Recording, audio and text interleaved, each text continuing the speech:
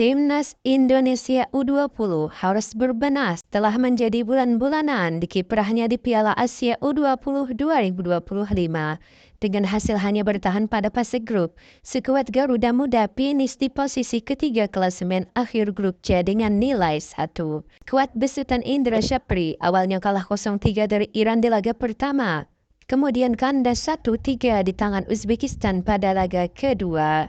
Terbaru, Doni Tri Pamungkas dan rekan-rekannya harus puas bermain imbang 0-0 kontra Yaman. Timnas Indonesia U20 mengoleksi 1 poin, unggul selisih gol dari Yaman yang ada di posisi juru kunci.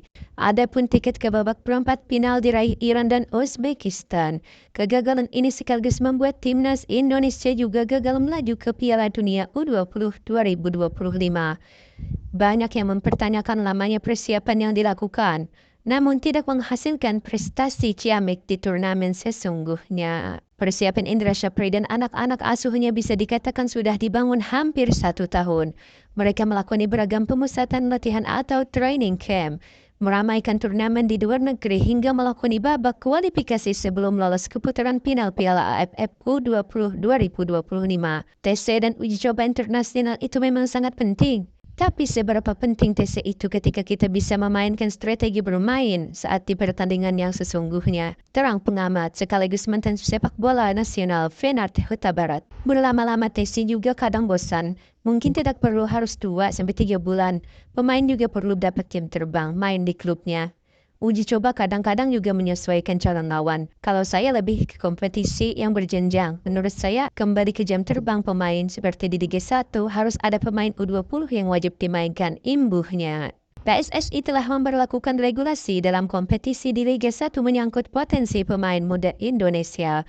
Klub sedikitnya harus mempunyai 5 pemain U22 yang didaftarkan untuk Liga 1 musim depan. Tapi cukup 1 pemain yang masuk starting line up. Tapi sayangnya ada sedikit klub yang bisa seperti itu karena tidak punya pembinaan yang bagus. Ada klub yang tidak punya pemain untuk kompetisi Elite Pro Academy. Alhasil, camat pemain dari SSB bukan produk sendiri. Kedepannya regulasi ini memang harus dipatuhi, terang Fenart Huta Barat. Bisa ditiru pembinaan dari Persija, banyak pemain dari beragam level disumbang oleh Persija. Persib juga bagus, mungkin bagi klub karena tidak ada cuan mencetak pemain muda, Wijepre yang akrab disapa PV itu. Banyak pemain muda ini juga tidak mendapat jam terbang di klub, sehingga mentalitas berhadapan dengan tim lawan akhirnya akan ciut. Jangan sampai ada budaya kalah sebelum bertanding.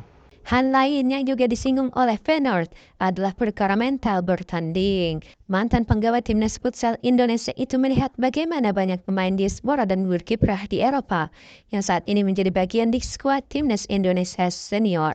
Mulai dari Jay Ijes, Martin Faiz, Kevin Dix, Mes Hilgers, Kevin Terdong Kemhai sampai Roknan Oratmangun.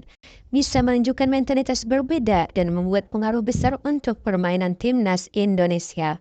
Idis bermain di level tertinggi Serie A, mainnya cool, lalu Rizky Ridho yang bisa dianggap punya ketenangan dan mental bagus seperti pemain diaspora. Tapi tidak semua pemain bisa seperti ini. Lanjut pria yang juga pernah menjadi bagian dari Timnas Futsal Indonesia itu. Saya berharap Sayuri juga bisa mengambil 1 tempat di tim inti Timnas Indonesia. Jujur saja, untuk pemain U20 ini punya potensi untuk naik terus ke level senior. Ada Doni Tri, Kadek Arel, Ikram, Tony Firmansyah yang bermain luar biasa, tandas PP.